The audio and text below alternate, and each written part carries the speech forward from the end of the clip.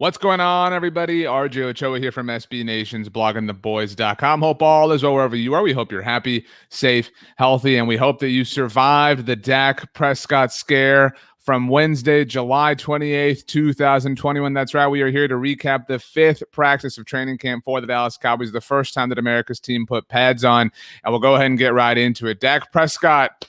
Man, you can't do that to us, man. Things were tense on Twitter.com. You can follow me over there at RJ Ochoa, Blogging the Boys, at Blogging the Boys, for about 15 minutes. There was a lot of confusion going on about Dak Prescott. He was not practicing. He was off to the side. It was very obvious that something was not necessarily right, but that this had nothing to do with his ankle. And so while that was a positive thing, it was definitely a very scary thing to consider what was going on with Dak Prescott, because as we all learned last season, this team playing without him is not very good. So I'll tell you right now, thankfully, Dak is all right. All is good. Thank God. But this is kind of the timeline of where things are at. Dak has a pulled muscle, or a muscle pull, however you want to word that yourself, in his arm, but it was kind of an unknown quantity for a while. First thing to come out was that Dak obviously had soreness in his arm. He felt it warming up, and he left the field purely from a precautionary standpoint. That's right. But when we did not know that, I mean, when we were all kind of sitting here chilling, when we saw this, everybody really was starting to hold their breath.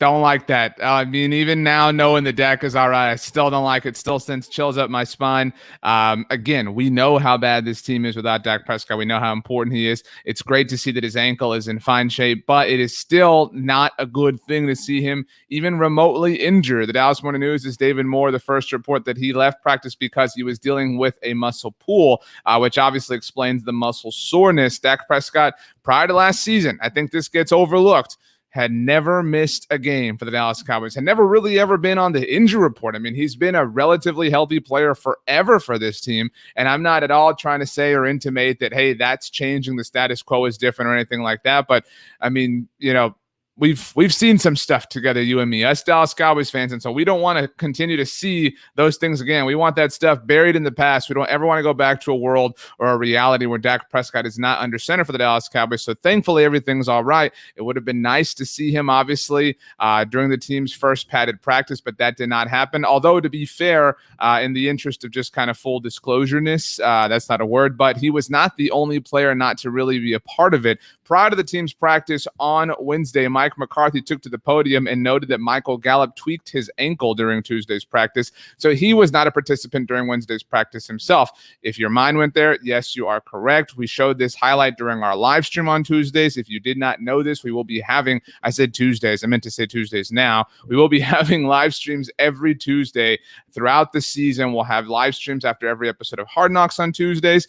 We went live yesterday on Tuesday, Tom Ryle, Dave Sturcho, myself, to talk about everything that happened the fourth practice of training camp, and we played the Michael Gallup highlight. I hate to call it a highlight, but the clip of him flipping over the fence, it looked like something that hurt and obviously something that tweaked his ankle. Thankfully, all seems well. Mike McCarthy was kind of not optimistic or positive about it, but just kind of the mindset that it really isn't a huge deal. But still, Michael Gallup not a part of it. And I think that, you know, before you start to freak out and you start to feel like the sky is falling because Michael Gallup missed practice, Dak Prescott ran off with the muscle pull, this is normal. We're now, like I said, we're at the fifth practice. We're at the point that the Cowboys are wearing pads. So the longer in you get, the more you go. This is a marathon of a race, right? That's the way the National Football League works. When you get to deeper practices, when you get deeper into it, people are going to start to have little things that pop up. That's just life in the NFL. And you look around right now, if you're a Cowboys fan, which is what all of us are, and you look at other teams and you feel like, man, they don't have these things going on. Yeah, it's because they just started training camp. The Cowboys have been at camp for a week now. It was a week ago that they had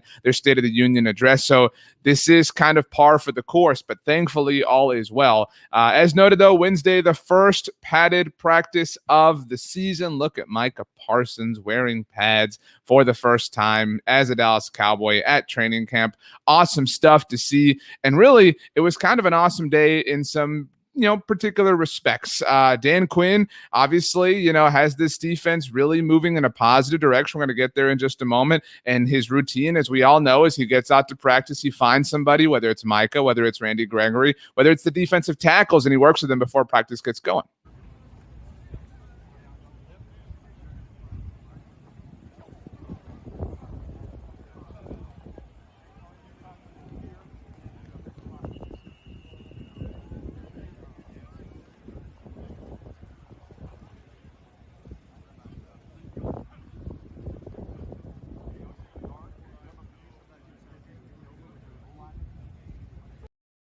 Teaching. That's what's happening here is teaching. Dan Quinn is teaching players. And I mentioned those players, Micah Parsons, Randy Gregory. On Wednesday, he was working with the defensive tackles. That's a linebacker, an end, obviously a whole group of defensive tackles in one position group. That's Dan Quinn getting his hands touching every sector of the defense. We know he's a defensive line coach by trade. That's how he made his way in the NFL. But it's awesome to see him working with every phase of the defense because we know that they all need that help. We know they all need that work. So good job by Dan Quinn. I can't wait to see what Hard Knocks shows us of him. He's going to be a really big star. I think we wrote about that recently at Blogging the Boys. So good to see from Dan Quinn. But before we get to other highlights, I did want to play one of Dak Prescott from early on in the practice. As mentioned, he left and did not return, has the muscle pull. But, knowing that, take a look at how Dak looks here. And that was kind of what precipitated that plus my own emotional stability. Now, I don't want to overanalyze this and zoom in and get all grainy, but I'm going to play it one more time because it's hard to tell that anything is really wrong and nothing really is wrong, but it's hard to tell that, the quarterback in the video we're watching here has any sort of issue hovering around him. And that was kind of what precipitated that plus my own emotional stability. Yeah, obviously a muscle pull is something that Dak himself can feel. So, look, the whole idea with him leaving practice, the Cowboys said was precautionary. Didn't want to take any chances, didn't want to push any envelopes. That's smart. Like I said, we know what this team looks like without him. We do not want to roll those dice. So you want to be as careful as possible, especially right now, especially we're still in July. I know August is coming up. Do not chance anything at all whatsoever. That's what Garrett Gilbert's for. To be frank, right? Let Garrett Gilbert go out there in these practices. If your starter's not feeling up to it, you don't want to roll any dice. Good job on the Cowboys. Good job on Dak. Good job on Tony Pollard right here. How about this? Tony Pollard going up against Jalen Smith. Anybody?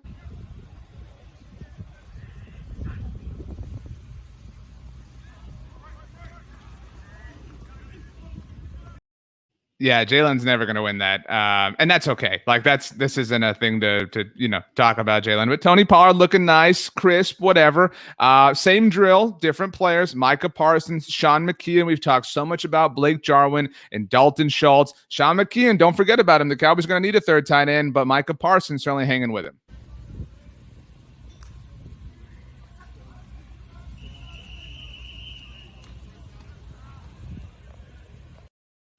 Nice to see from Micah. Hey, first padded practice.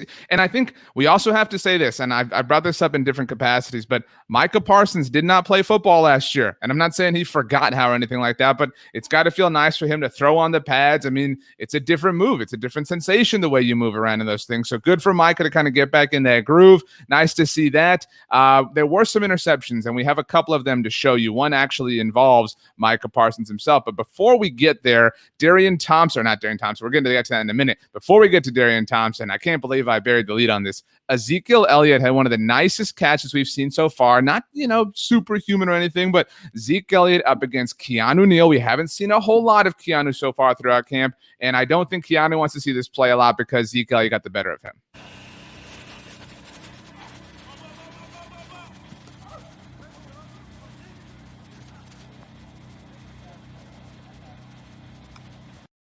That's how you track things right there, Zeke. That's how you stay with it. Very reminiscent, I mentioned this the other day, of Zeke Elliott's catch against the Detroit Lions in 2018, late in the game from Dak Prescott. This one not, of course. This one from Garrett Gilbert. That catch obviously kept the Cowboys in that game. Brett Maher was able to kick a field goal to win it.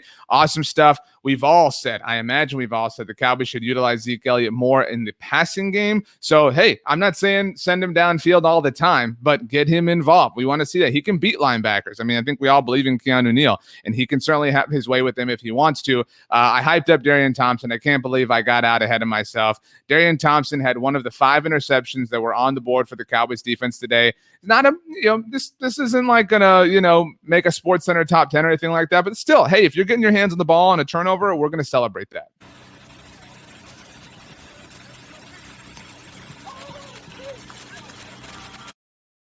It might be nicer than I said. I might have undersold it. And I had, I'll be honest with you, I had to undersell it because I got ahead of it too early. I wanted to rope you back in. The old rope-a-dope is what I did. In fact, we'll play it one more time. Nice move from Darian Thompson here to stay with it, get the interception, get to the ground. If this happens, I mean, every Cowboys fan is celebrating.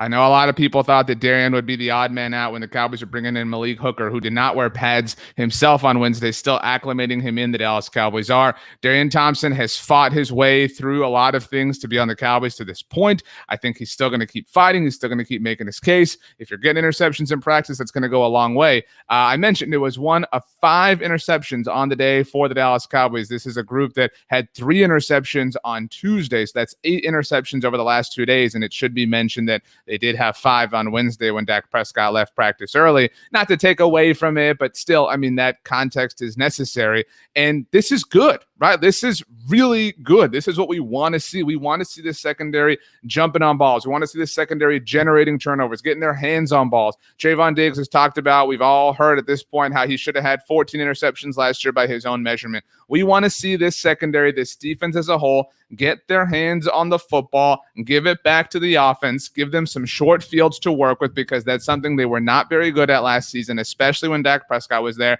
So this is nice to see. I know it's still training camp. I know today on Wednesday it was against Garrett Gilbert. All those qualifiers are necessary, but it is still a very positive look for this defense. And we talked about this, right? This defense really had nowhere to go but up. And maybe it's the Dan Quinn effect. Maybe it's the fact that, they are just kind of regressing to the mean.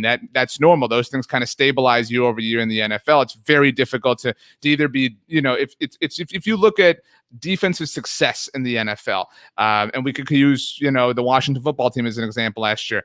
That is the most difficult thing to sustain year over year. Every metric supports this. DVOA, any kind of measurement of evaluating defenses and how good they are. There are some defenses, that can kind of, if you say the word defenses several times in a row, it becomes difficult. So, cut me some slack. But it's difficult to be a top 5 defense consistently, year in, year out, etc. And the same is, I don't want to say just as true, but the same is similarly true for the bottom of the barrel. It's difficult to be that consistently bad, because generally what happens is if you are on one end of the spectrum, if you are amazing or if you are consistently bad, the breaks, for lack of an analytical term, win against you, right? Like if you're a great defense, all the tip balls were some that you landed or that landed in your hands as interceptions, right? And that happens. It's football. It's a game played with an oblong shaped ball made out of leather. There are going to be tip balls. There are going to be things that happen at the line of scrimmage. There are going to be fluky plays, and it doesn't matter if they go your way, but those types of things ultimately do regress somewhere to the mean.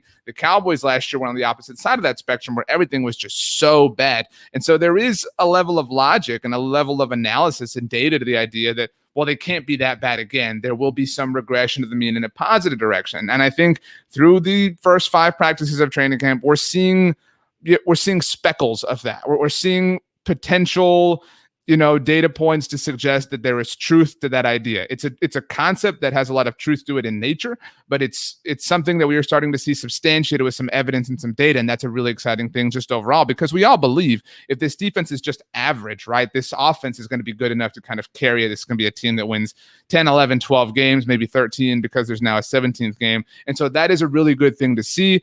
We talked about Darian Thompson, Maurice Kennedy, who had a really great interception on Tuesday, had another one again on Wednesday. Great time for Maurice Kennedy to really show up. We've talked so much about the corners on this team. Jordan Lewis didn't practice on Tuesday. And so we talked about how Maurice had an opportunity, etc., blah, blah, blah. The fact that you're down the roster guys are playing well right now, and playing well is, again, a loose term. We're operating within the confines of training camp and all that. We all understand that in the prism that it provides. But the fact that your end of roster, lower down the roster guys are playing this well, generating turnovers, is a good thing and is a really positive thing, and really speaks to the positivity surrounding the group as a whole, the positivity surrounding Dan Quinn. So congratulations to the Dallas Cowboys defense. Clearly the winners so far throughout training camp. Very excited to see that. I mentioned Micah Parsons had an interception. We showed you the Darian Thompson one. Micah Parsons going against Cooper Rush, the rookie we talked about, gave our predictions for who was going to have interceptions and whatnot during Tuesday's live stream. Dave Sturchio believes Micah Parsons is going to get one in week 1 against Tom Brady. Micah Parsons did get one on Wednesday off of Cooper Rush.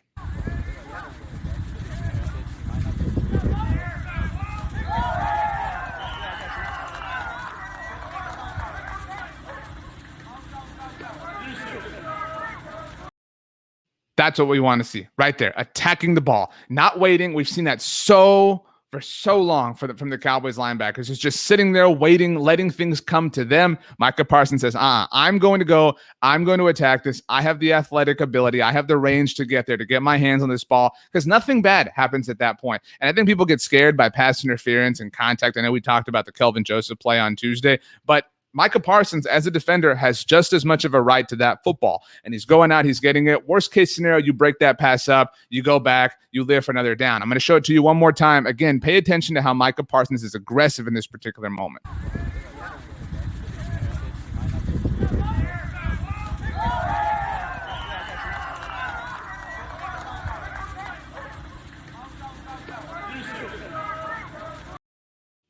Great to see. Great to see. Great to see. So we've got the Darian Thompson interception. We know Maurice Kennedy had one. We've got the Micah Parsons interception. We mentioned there were 5. So if you can do some math, 1, 2, 3, that means we have 2 more interceptions to talk about. The first one that we're going to show you comes from Israel Mukuamu, who almost had an interception himself on Tuesday. Friend of the show, Israel Mukuamu, great guy. If you haven't seen it yet, go back in our channel. By the way, please do subscribe to the Blog on the Boys YouTube channel. We've got some exciting plans for the season. We're excited to have you along for the ride, but go back in the channel. We spoke to him the day after the Dallas Cowboys drafted him. He was so awesome, so down to earth, so humble. I promise you're going to come away from it as a huge fan of Izzy. Izzy almost got an interception on Tuesday. He got rid of the almost on Wednesday. This ball was his.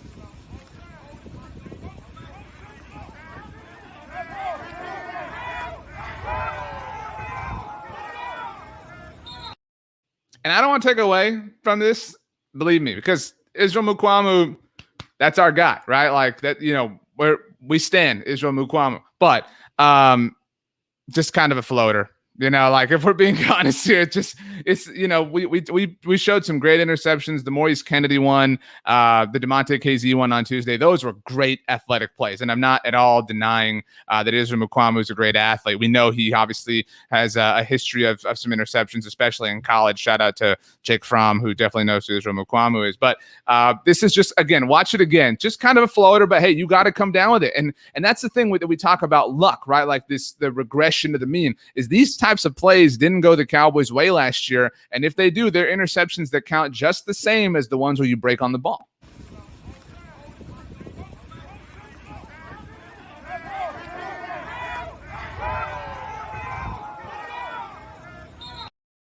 We've mentioned a lot of names when it comes to interceptions so far throughout camp. Today, we've added Darian Thompson. We've added Micah Parsons. Maurice Kennedy got on the board again. Now Israel Mukuamu. We've talked, obviously, about DeMonte KZ. We've talked about Trahan Dix. Kelvin Joseph has gotten a lot of pop. A name that hasn't really been discussed a lot is Anthony Brown. And Anthony Brown's in an interesting spot right now because the top 3 corners on the Cowboys in terms of their starters when they're playing in nickel, which is their base defense. Nickel is their base. Don't let any confusion, sway you otherwise. That is their base defense. But you've got Trahan Diggs, you've got Anthony Brown, and you've got obviously Jordan Lewis playing in nickel. So Anthony Brown is kind of important. And I think that we lose sight of that because we get so hyped up about Kelvin Joseph or whatever the case may be. Anthony Brown had an interception on Wednesday. That's also very good to see.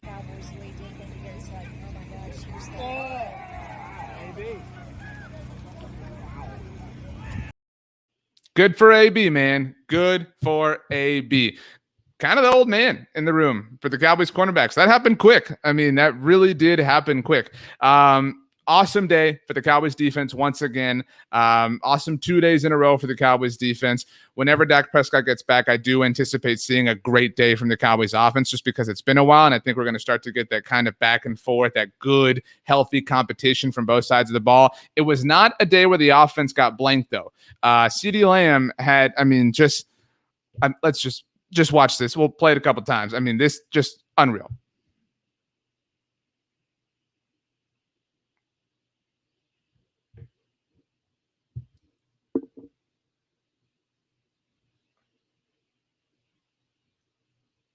How? I mean, how is this? Well, one more time.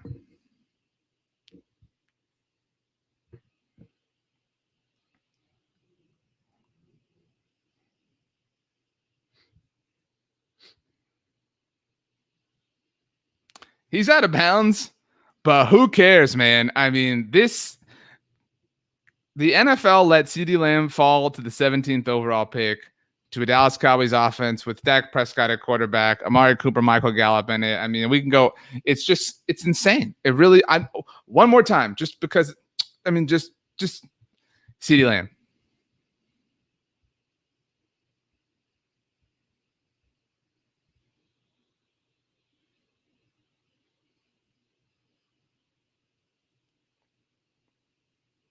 There aren't a lot of human beings on this earth who are capable of doing that. And so it's exciting to know that he plays for our favorite team. I mean, just again, I'm just amazed. Really, I'm so excited. CeeDee Lamb's going off in 2021. In fact, on Wednesday, if you give me 1 second to pull this up here, I was not prepared for this. So that's my bad. But on Wednesday, our friends at BetOnline released some over-unders for CeeDee Lamb for the 2021 season. So you tell me, you can let us know in the comments if you would take the over or under on this. Receiving yards for the second-year wide receiver, 1,100.5.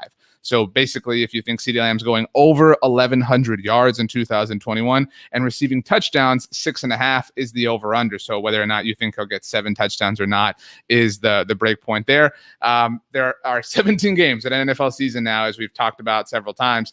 And so if he's there for all 17 and if Dak Prescott's there, yeah, I mean, papitas, man. I mean, like, he is going to crush these numbers. If you don't have any shares of CeeDee Lamb in your fantasy team, trust me, you're going to want some, because he is going to remind people why he was and is the greatest wide receiver from the 2020 draft class. Although Justin Jefferson, awesome. Not trying to say anything otherwise, but CeeDee Lamb is CeeDee Lamb. So it is what it is. 5 practices in the books for the Dallas Cowboys, and we did it, fam. We survived the Dak Prescott scare. I know I was terrified. You were probably terrified. If you came to the news late, you didn't have to go through. It was super scary, but we made it through. We powered through together, as we always do. That's the best thing about this, right? Is that we're all here together. We all experience this. I know I go on and on about this forever, but it really is the coolest thing that we get to sit here and we get to talk and we get to, go through all of this together. Training camp, preseason, the season, the off season, free agency. We get to share our love for the Dallas Cowboys. That is so cool. Like, I think we lose sight of how cool it is that we all live different places all over the world and we are connected by this. And that is just the coolest thing to me. It means so much to us at Blogging the Boys that you have chosen to make us part of your Dallas Cowboys fan experience. If you have not yet, please do subscribe to the Blogging the Boys YouTube channel. We are on our way. We're close to 11,000 subscribers. Going to be, before you know it, 12 and then 13. That's the way math works. I mean, hey, so it is what it is. But that about does it for our recap of Wednesday's Dallas Cowboys training camp practice, the first padded training camp practice of the season. They will be back at it again on Thursday before they are off on Friday, which means we will be here again on Thursday to recap it all for you. That's what we do. Check out bloggingtheboys.com, your home for the best Dallas Cowboys coverage on the web. We also obviously encourage you to check out the Blogging the Boys podcast network. We do put out a show every day. There is something every single day for you as far as discussion, analysis, debate concerning the Dallas Cowboys is concerned. We are available on all major podcast platforms. If you can subscribe there, if you can leave a rating, write a review, that would mean a lot to us. No big deal. If you can't, hey, you're busy. You got stuff going on. I understand that. No worries. So in the spirit of that, I hope you have a great day. I mean, I really hope you have the best day ever. I hope you have the greatest day of all time. You know why? Because you deserve it. Thanks for joining us, everybody. We'll see you next time.